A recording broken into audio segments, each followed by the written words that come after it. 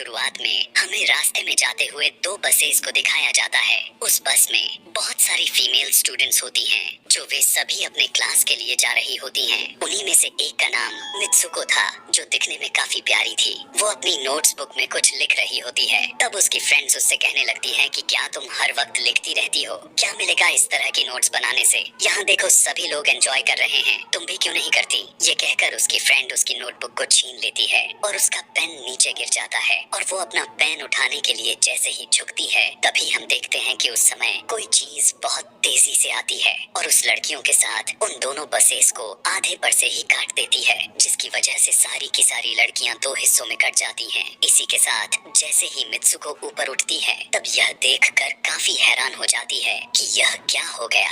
अब क्योंकि वो नीचे पेन लेने के लिए झुकी थी इसीलिए बच गई थी। यह देखकर बहुत ज्यादा डर जाती है और बस से उतरकर भागने लगती है। यहाँ पर हमें पता चलता है कि इन सभी को काटने वाली चीज कुछ और नहीं बल्कि हवा ही थी जो सभी को काट रही थी। यह हवा अब मित्सुको के पीछे भी पड़ जाती है। यह देखते हुए मित्सुको चिल्लाते हुए काफी तेजी से भागने लगती है। भागते समय उसे आगे चार लड़कियां और भी दिखाई देती हैं और वो उन्हें झुकने के लिए कहती हैं, लेकिन काफी देर हो चुकी थी। वो हवा उन्हें भी आधे पर से काट कर चली जाती है। लेकिन उनमें से मित्सुको एक लड़की को बचा लिया था कि तभी इन्हें कुछ साइकिलिंग करते हुए लड़कियां नजर आती हैं जो कहीं पर जा रही थी। उन्हें भी ये बचाने की कोशिश करती हैं, लेकिन वो हवा उनके साथ भी वही करता है जो अभी इनके दोस्तों के साथ हुआ और इसी दौरान वो लड़की भी मारी जाती है जिसे अभी उस अदृश्य चीज से बचाया था। अब वो यह देखकर काफी डर जाती है और वो इधर उधर भागने लगती है। आगे हम देखते हैं कि मित्सुको जब एक नदी के पास जाती है तो वो यह देखकर हैरान हो जाती है कि उस नदी में भी पहले से बहुत सारी डेड बॉडीज पड़े हुए थे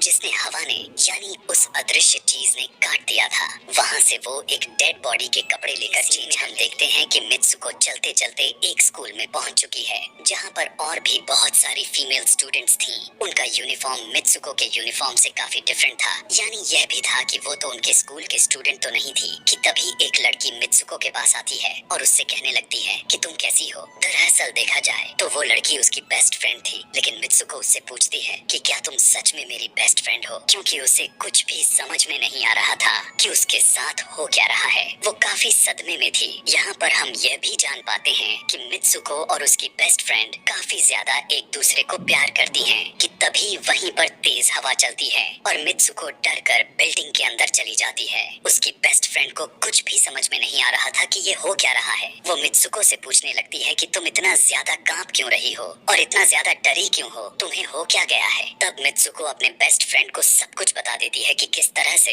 एक हवा का झोंका आया और उसके स्कूल के सभी स्टूडेंट्स को काट कर चली गई। यह सुनकर उसकी दोस्त उसे विंडो के पास ले जाकर उसकी हाथ बाहर निकाल कर कहने लगती है कि ये देखो ये बस हवा है और कुछ नहीं। यहाँ पर मित्सुको के दिल को कुछ शांति मिलती है और इसे लगने लगता है कि शायद ये मेरा ख्वाब ही हो सकता है। जिसके बाद मित्सुको का बेस्ट फ्रेंड अपने दो और दोस्तों को लेती है और क्लास को बंद करने का प्लान बनाती है। जैसे ही ये चारों क्लास के बाहर जाने के लिए निकलने ही वाली होती हैं कि तभी वहाँ पर उनकी टीचर आ जाती हैं और उन्हें देख लेती हैं, लेकिन वो चारों वहाँ से भाग जाती हैं। वे चारों भागते भागते एक लेक पर आ जाती हैं। वहाँ पर मित्सुको की बेस्ट फ्रेंड अपने दोनों दोस्तों को भी उसके ख्वाब के बारे में बताती है। तभी उनमें से एक लड़की कहती है कि हो सकता है कि यह सच हो, जैसे मिरर वर्ल्ड होती है जहाँ पर इस दुनिया से ऑपोजिट यानी उल्टा होता है। यह कहकर वो तालाब में एक पत्थर फेंक कर कहने लगती है कि देखो यहाँ पर मैंने तो पत्थर फेंका है, लेकिन हो सकता है कि दूसरी दुनिया में मैंने ऐसा ना किया हो कि तभी अचानक से उस तालाब में से एक क्रोकोडाइल निकल कर आता है, उसमें से एक लड़की को खा जाता है। फिर वो लड़की कहने लगती है कि देखो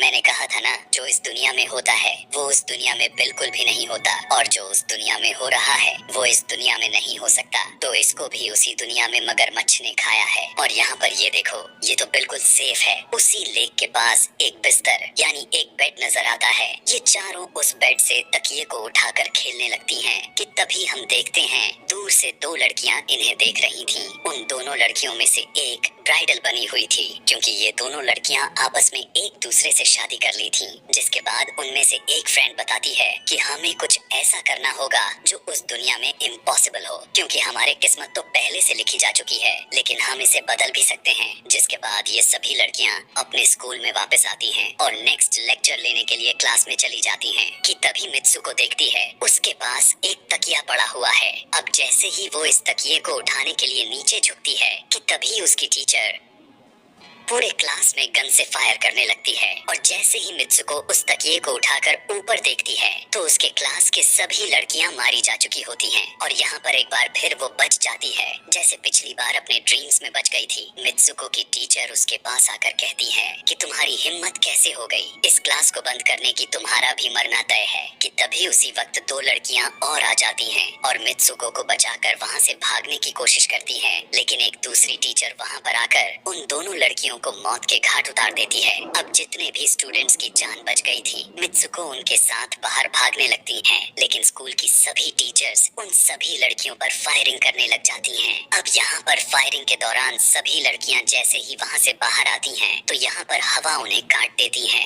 यहाँ पर अब मित्सुको यहाँ पर एक बार फिर से अकेली रह जाती है और वो वहाँ से भागकर क्राउड एरिया से होता हुआ पुलिस स्टेशन में जाती है। वो वहाँ पर सब कुछ बताने लगती है। उसकी यह बात सुनने के बाद पुलिस वाली लड़की उससे कहती है कि लेकिन तुमने स्कूल वाले कपड़े तो नहीं पहने हुए हैं। और जब वो उसके सामने एक मिरर को रखती है तब मित्सुको उस मिरर में देखती है कि वो तो एकदम से बदल गई होती है और लोग उसे मित्सुको के नाम से नहीं बल्कि उसे किसी और नाम से बुला रहे थे। यहाँ पर हमें पता चलता है कि उसकी शादी होने वाली थी। तब वही पुलिस ऑफिसर उसे उसकी शादी के लिए लेकर जाती है। यह देखकर आसपास के लोग उसे कॉन्ग्रेचुलेशंस दे रहे थे। अब जैसे ही वे सभी उसे लेकर चर्च पहुँचते हैं तो मित्सुको को बेस्ट फ्रेंड भी वहीं पर मौजूद होती है। मित्सुको उससे पूछने लगती है कि यह सब मेरे साथ क्या हो रहा है। तब उसकी दोस्त उससे कहती है कि अभी खामोश रहो, हम अभी किसी के कंट्रोल में हैं, बस जैसा मैं कहूँ तो तुम वैसा ही करो। और यह कहते हुए वो उसका वेडिंग ड्रेस पहनाती है और उसे वहाँ जाने के लिए कहती है। अब जैसे ही वो अपनी मैरिज सेरेमनी के लिए आगे बढ़ती है तो वहाँ की सभी लड़कियाँ उसका मजाक उड़ाने लगती हैं। यह देखकर उसकी बेस्ट फ्रेंड एक एक करके सभी को मारना शुरू कर देती है। जिसके बाद जैसे ही मित्सुको आगे बढ़ती है तो उसके ग्रूम की जगह एक ताबूत खड़ा हुआ नजर आता है। उस ताबूत को खोले जाने पर एक बड़ा पिग बाहर निकल कर आता है। मित्सुको उसे देखकर काफी ज्यादा डरने लगती है और एक टूटी हुई बोतल से उस पर अटैक कर देती है। जिसके बाद मित्सुको और उसकी बेस्ट फ्रेंड चर्च से भागते हुए बाहर आ जाती हैं। यहाँ गेट पर भी दो लड़कियाँ इन्हें रोकने की कोशिश करती हैं, लेकिन मित्सुको की बेस्ट फ्रेंड इन्हें मारकर वहाँ से भाग जाते हैं। उधर मित्सुको दूसरी तरफ भाग रही थी क्योंकि अब उसे लगने लगा था कि उसके साथ कुछ ज्यादा ही गलत हो रहा है। आगे जाने पर एक और मिरर में खुद को देखती है तो वो एक बार फिर से खुद को बदला हुआ पाती है। अब जिस जगह पर मित्सुको थी वहीं पर रेस हो रही थी कि तभी उसके पास कुछ लड़कियां आकर उससे कहने लगती हैं कि तुम तो बहुत अच्छी रेसर हो, खड़ी क्यों हो, भाग क्यों नहीं रही। और जब वो भागना स्टार्ट करती है तब वो खुद में काफी एनर्जी फील करने लगती है। जिसके बाद मित्सुको रेस जीतने की पूरी कोशिश करने लगती है। भागते समय उसे अपने डेड फ्रेंड्स भी नजर आती हैं जो कुछ वक्त पहले उसके स्कूल में मारी जा चुकी थी। कि तभी उसी वक्त उसकी बेस्ट फ्रेंड भी आ जाती है। तभी ये दोनों नोटिस करती हैं कि वही पिग और वो औरतें जिन्होंने इनको चर्च में रोक रही थी वो सभी इन्हीं के तरफ आ रही थी।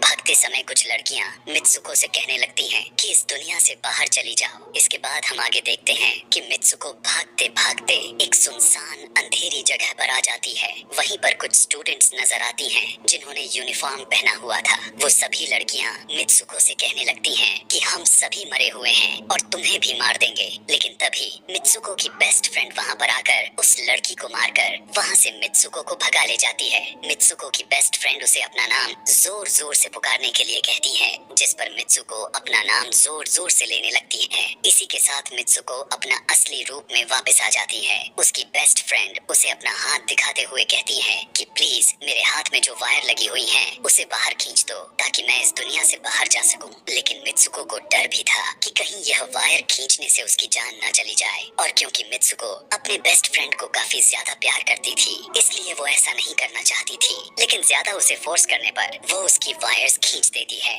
वायर खींचते ही उसकी बेस्ट फ्रेंड की बॉडी दो हिस्सों में बट जाती है और तभी उसी वक्त उसे उसे एक गेट नजर आती है। उस दरवाजे से बाहर आने पर वो देखती है कि अब वो आदमियों की दुनिया में आ चुकी है। वहीं पर उसके पोस्टर्स भी लगे हुए थे, जिस पोस्टर को कुछ लड़के देख रहे थे। तभी एक लड़का मित्सुको के पास आकर कहता है कि तुम फ्यूचर में हो। इस बात को सुनते ही वो बेहोश हो जाती है। कुछ टाइम के बाद जब उसे होश आता है तब वो आगे बढ़ती है। तब वो देखती है कि एक बूढ़ा आदमी गेम खेल रहा होता है और उसी गेम में मित्सुको वही कैरेक्टर नजर आती है जो अभी बनी हुई है। मित्सुको को देखते ही बूढ़ा आदमी कहने लगता है कि मैंने ही इस गेम को बनाया है और मैं ही हूँ जो तुम लोगों को कंट्रोल कर रहा हूँ। तुम तो बहुत पहले मारी जा चुकी थी, लेकिन मैंने तुम्हारा डीएनए लेकर तुम्हें फिर से बनाया। मित्सुको को जब यह बात सुनकर उसे पता चल जाता है कि यह एक गेम है, तो उसे लगता है कि शायद मैं अभी भी अपने दुनिया में जा सकती हूँ। कि तभी उसी समय एक आदमी आता है और मित्सुको को अपने पास बुलाने लगता है। तब वो बूढ़ा आदमी मित्सुको से उसकी आखिरी लेवल को कंप्लीट करने के लिए कहता है। वो आगे बढ़ने लगती है कि तभी मित्सुको को अपने दोस्त की कही हुई बात याद आ जाती है कि अगर हम इस दुनिया में कुछ ऐसा करेंगे जो दूसरी दुनिया में इम्पॉसिबल हो, तो तुम इस गेम से बाहर आ जाओगी। और इसी के साथ वो इस आदमी का गला दबा देती है और कहने लगती है, बस करो हमारे साथ खेलना। यह कहकर मित्सुको उस बूढ़े आदमी की छड़ी को उठाकर अपने पेट में घुसा देती है, जिस वजह से उसकी मौत हो जाती है। और यहाँ पर हम देखते हैं कि बूढ़ा आदमी यह सोच भी नहीं सकता था कि मित्सुको ऐसा कुछ कर सकती थी। और इसी के साथ उसकी डेस्टिनी पूरी तरह से चेंज हो जाती है। वो इस दुनिया में यानी गेम में तो मर चुकी थी, लेकिन असली दुनिया में वो अभी भी जिंदा थी। आगे हमें ये भी दिखाया जाता है कि मित्सुको के बाकी के कैरेक्टर्स भी किसी न किसी वजह से अपने आप को मार लेते हैं और अब वे सभी गेम का पार्ट नहीं थे। अगले सीन में हमें मित्सुको को बर्फीले जगह पर लेटा हुआ दिखाया जाता है और अब वो अपने रियल वर्ल्ड में आ चुकी थी।